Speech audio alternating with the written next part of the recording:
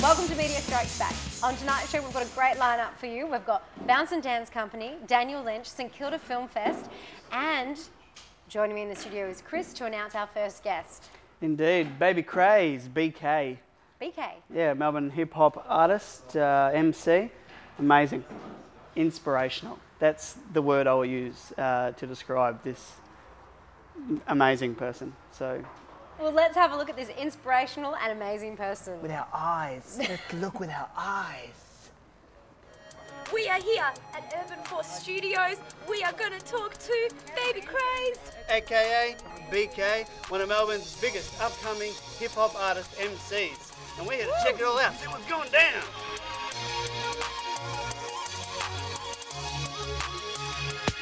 Can be a Superman, baby, let me take you around the world. We can do whatever, it don't matter, as long as you get whatever you want, whatever you need, girl, let me be your number one, number one, number one, number one. I wanna be your number one. So, are you ready, BK? I'm ready, man. I'm ready. What you got, BK? I got everything, man. Where were you born, BK? I was born in Philippines, Yep. Quezon City. Okay, and then you moved here. Yeah, when I was 2 years old. So you moved with your parents? Yeah.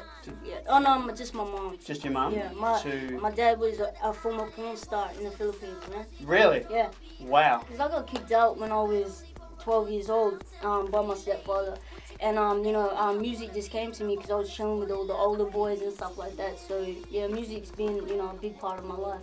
You know, your persona is being a male essentially, but Yeah. you're obviously a lady, so Yeah, I don't like that. Yeah. I'm a female, but I prefer it to be portrayed as a male artist. But my music speaks for itself, and it is what it is, man. You can hate me or love me, I don't care, man. It's good.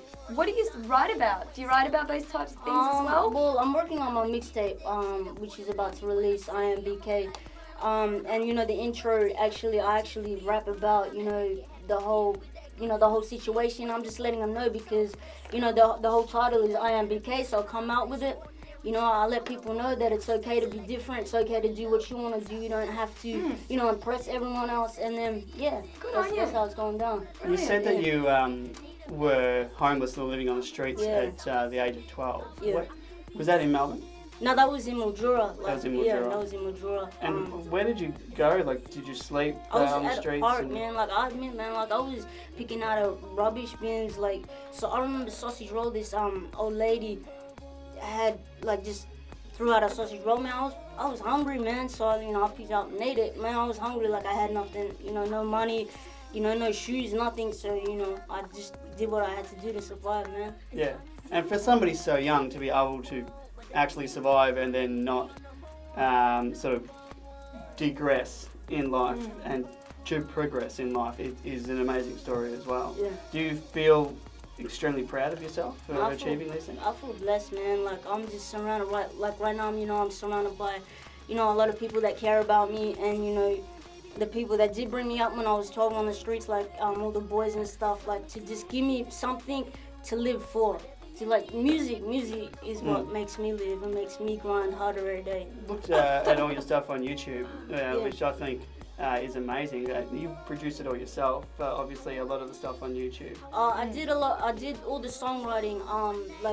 But with the production and stuff, I can't get any of the credit for that, because Alicia that she produced You Never Knew Me, came on the beat. If I Die Young. Yeah. And at the end of it, it actually has a little saying, if I can remember. It says, the purpose of life is not just to be happy, but to be useful, to be honourable, to be compassionate, to have it make some difference that you have lived and lived well. Yeah. I think this is an amazing. When I saw that, I said, okay, I'm going to get along great. Yeah. But I was wondering, where did that come from? Just quotes, man. I read a lot, man. It just keeps me grounded.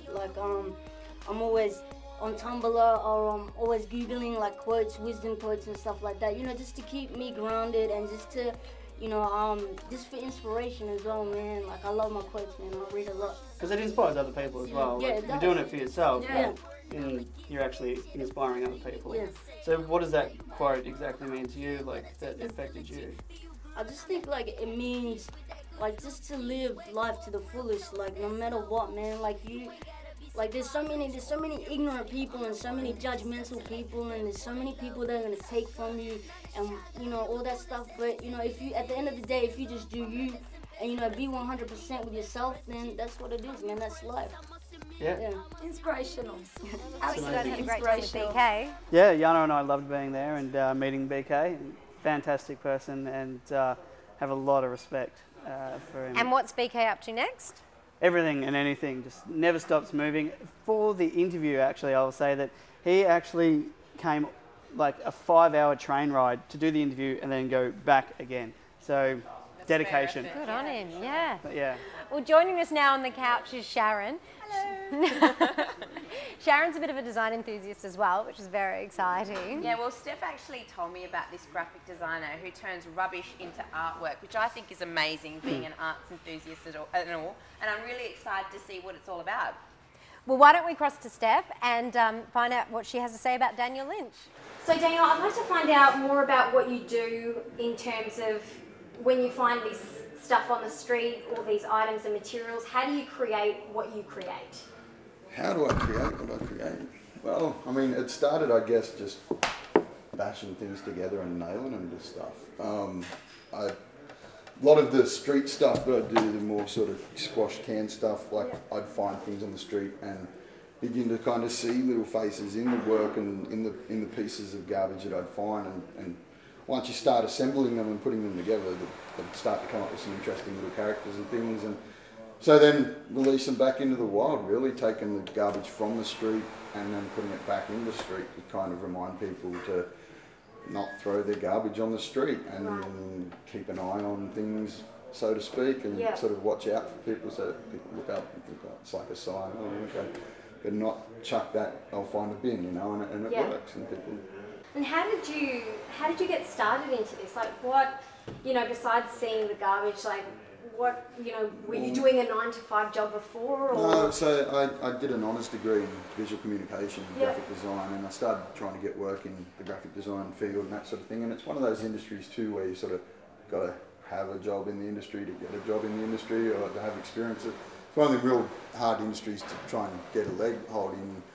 It changes quite rapidly too. It was at a time when software and things were developing really quickly, so to keep abreast of it, and then I kind of had a social, like a real conscious decision that I had to make, that being a graphic designer, as what I was finding the jobs that I was getting the idea of it was to sell people crap they don't need, really shouldn't buy in the first place, and I realised that I was part of the problem and not really part of the solution. So I guess that drove the whole decision in my art to use recycled material and to sort of use my graphic design skills and my skills in advertising and all the things I've learnt.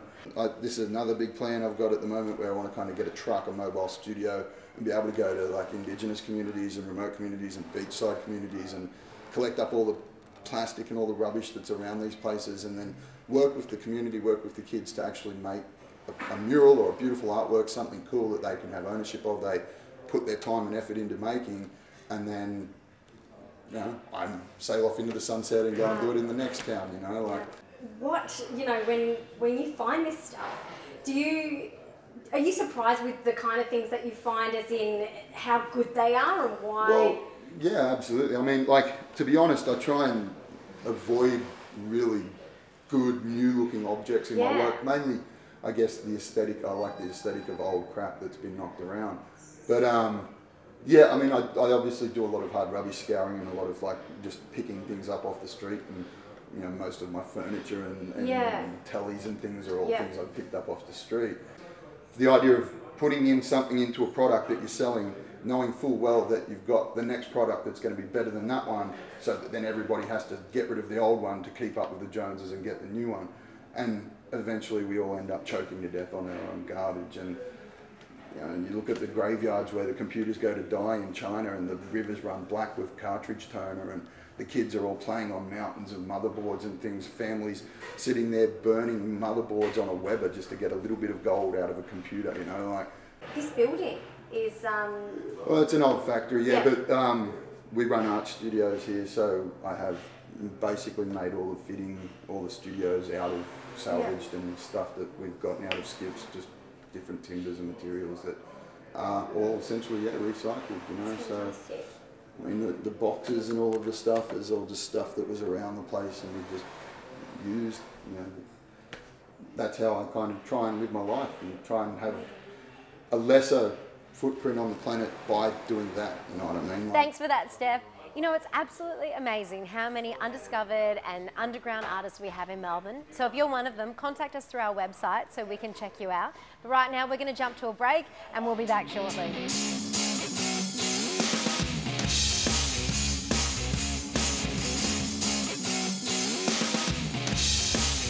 Guys, tell me what you've been up to. Well, we went to the St Kilda Film Fest. It was pretty awesome. It was their final night of it, so the Film Fest actually went for a week. Yeah, that's right. And we went to the final night where basically they were showing clips of these films and giving out awards. Yeah, so it was Fantastic. the actual awards night, so the Film Festival awards night, and it was a massive event. You know, they had a comedian up there talking in terms of, you know, interviewing and, you know, making some jokes about some of the films, which he was quite witty. That's and good. Trying not to laugh when we were trying to film as well, it was very, very hard. Well, why don't we take a look at it and check out what's been going on. The St Kilda Film Festival 2012! We're at the finale awards night for the top 100 Australian films. Let's see what they've got going on. Yeah.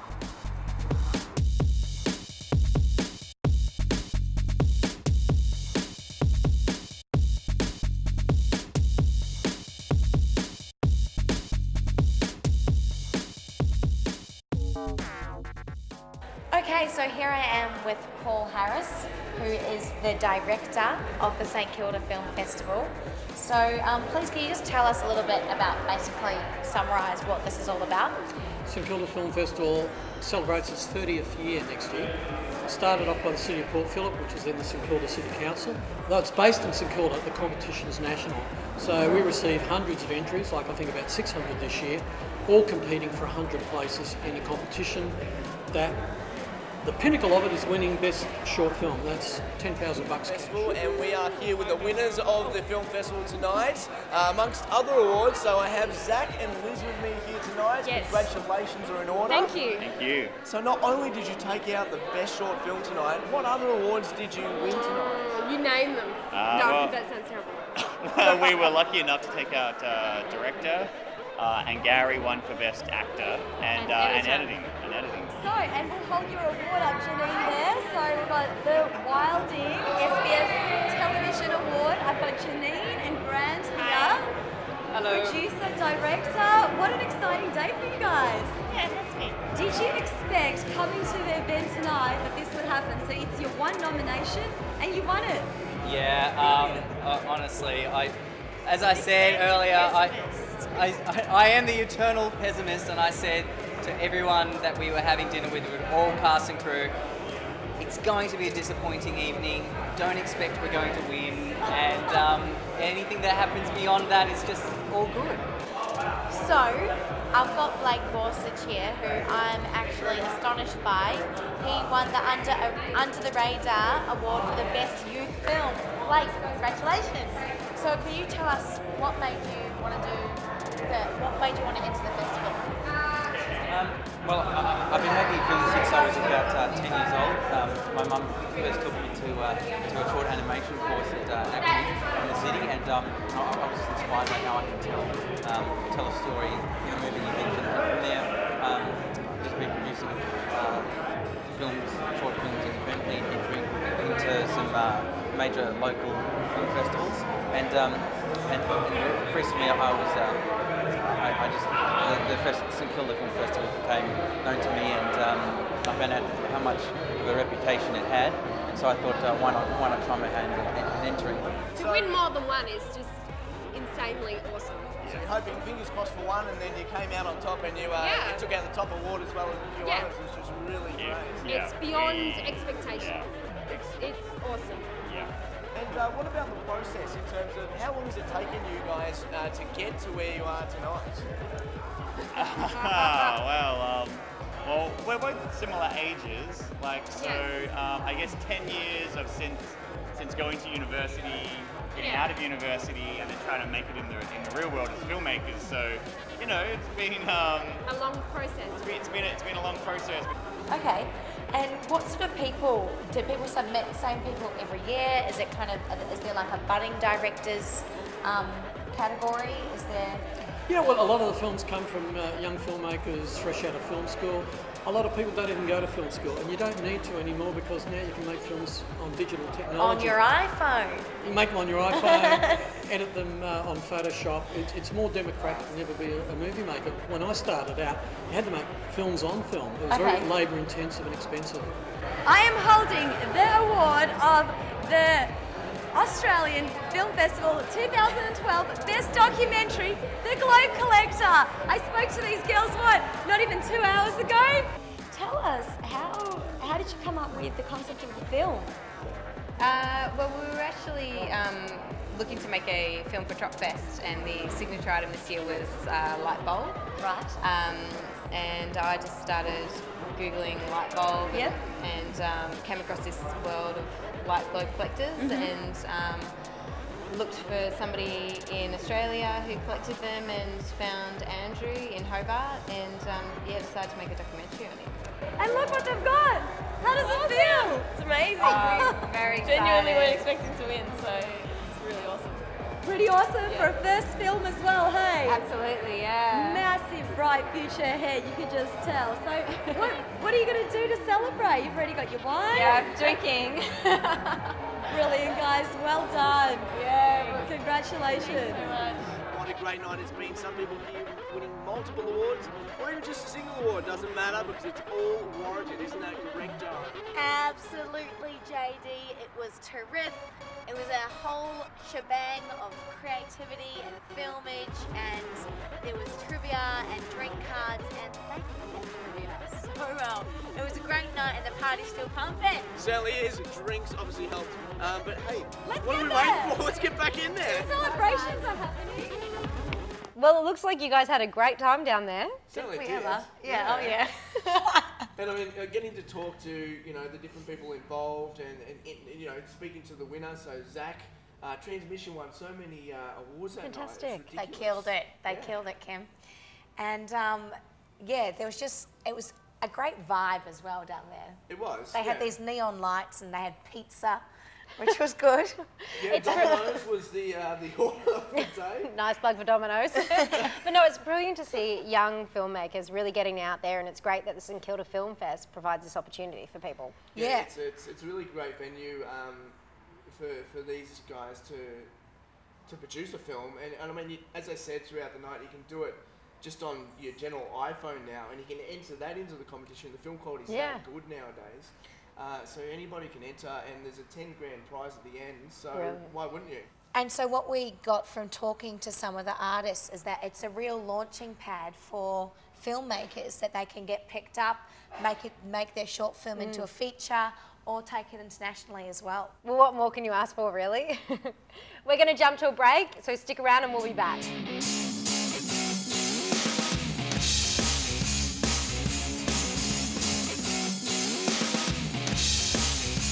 Welcome back from the break. We're going to go visit Tom and Steph, who are going to interview Bouncing. You'll remember from episode 1 that we had the Step Off dance competition, so these are the guys that actually won it. So check it out. How exciting. I know. Excited. So excited. Yeah.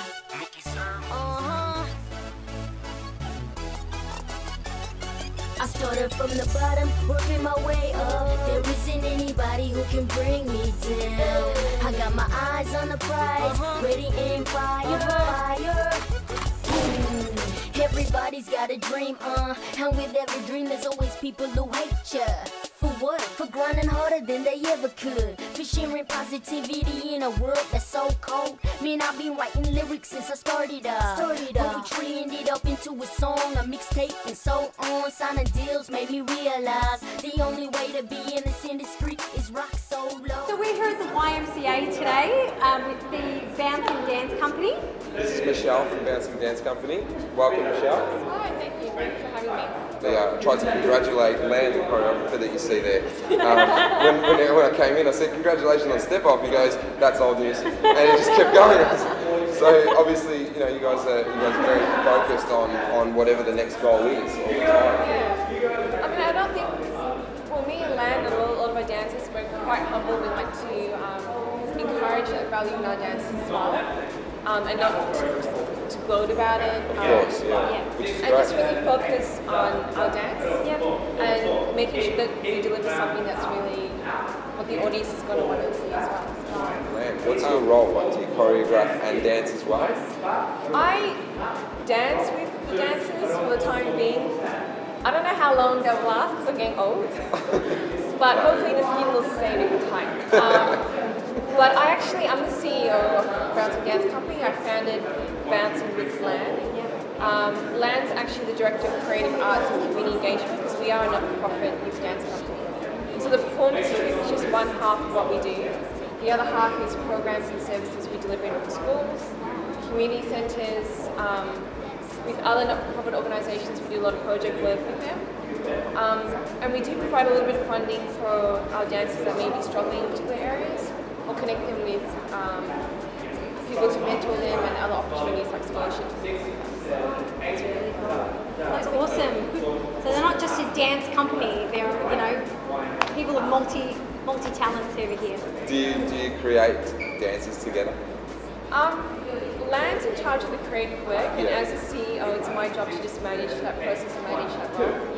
So I give him, you know, as an artist, it's really important to kind of give him the leeway to express and create what he needs to do. I guess he just comes to me with the concept, we workshop it together.